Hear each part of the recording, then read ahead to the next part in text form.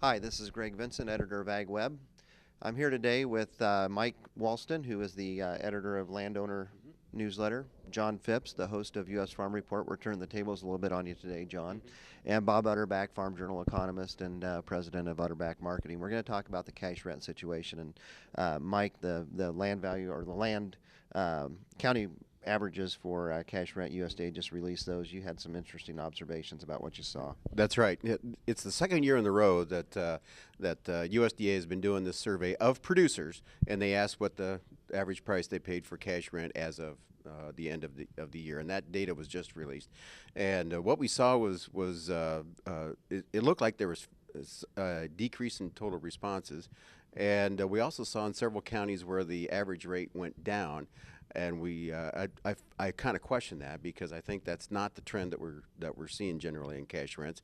Overall, on state levels, we saw a 3 to 4% increase for the state of Iowa and a 4% increase for the state of Illinois, and that seems to line up.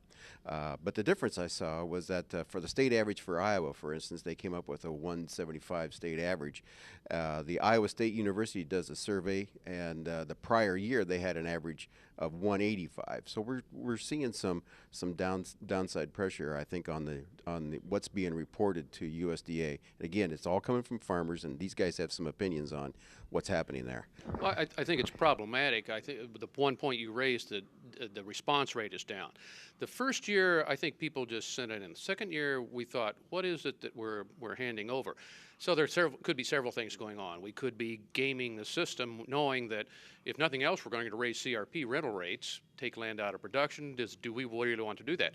There are ways you can look at the question and say, all right, I'll report a cash rent that I'm paying rather than my average for all my ground or my highest. We're seeing more variable rate cash rents, and we're not sure how that will play out. But this data, because it's voluntary, also because it's something we can't check back on, my county dropped $20 an acre. I'm going, this is really odd. This is not what I'm seeing. I didn't participate myself, and it's a choice that you can make. And I'm not sure whether adding transparency to this market is in the best interest of individual producers. So there is a real economic and moral question here about what our obligation is to do this survey. From a producer standpoint, cost containment is going to be a very big variable in the future. Lowering costs or keeping costs constant so you can help your basically sell markets. And cash rents is one of the big cost components of a farmer's operation. And the question we raised in our group was, will cash rents come down? And I took the position, I don't think cash rents will come down until three variables. One, farmers stop competing, which is a variable of the corn price. And I think land values will continue to stay high or go higher as long as you have cheap interest rates.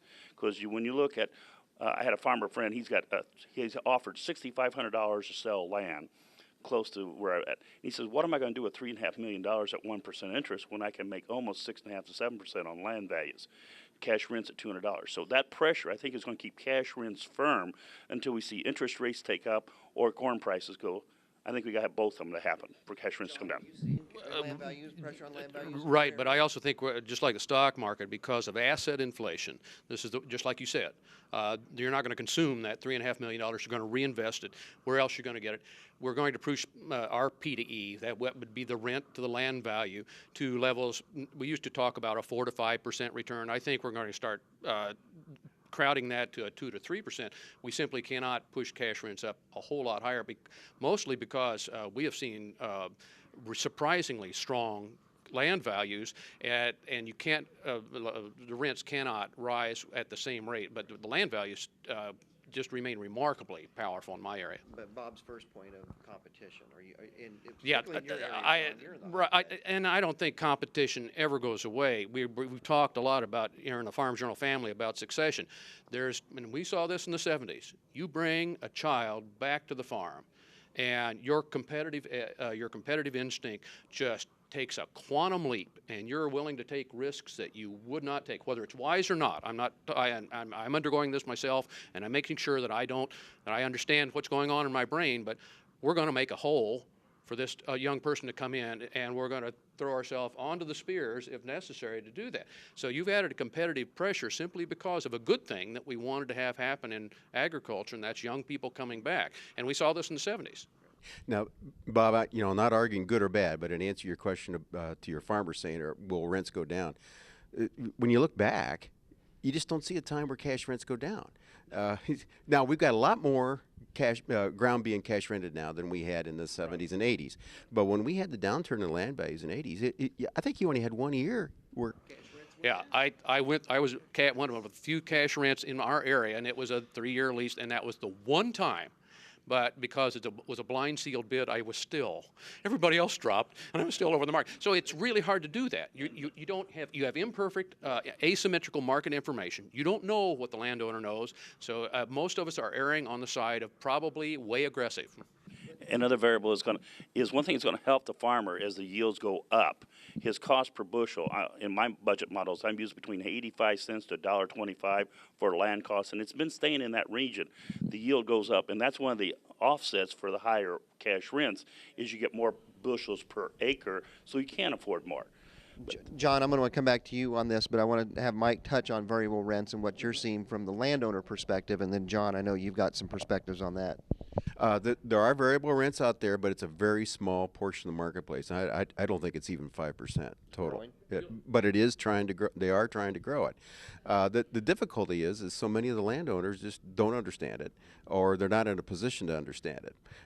That there is I understand it, and I think it makes sense to be trying to go to variable rents, but it's still, when they do surveys, they just, the Illinois Farm Manager And maybe surveys some of is that not growth is by force, John. Well, then that's the problem. The other problem is there's no standardization. Everybody comes up with some wacko formula based on, we're going to take the price over this period of time, we're going to take a look at this, and this is what it'll be. What we're seeing, or what I have experienced personally, is we took a fixed cash rent and then just simply added a variable rate on top of it. I'm going, wait, I thought there was going to be some kind of meat in the middle. So part of the problem is that if you have to explain, if you have to have a long, serious explanation with a landowner, there's a real reluctance. Do I really want to be in the education business? Okay, we're running out of time quickly. From a Bob. farmer standpoint, I would still challenge you to really consider longer-term arrangements, 3 and 5 years, so you can get that cost locked in. So at least you know where you're at. So bid a little more to get that fixed cost rather than 1 year or 2 year variables.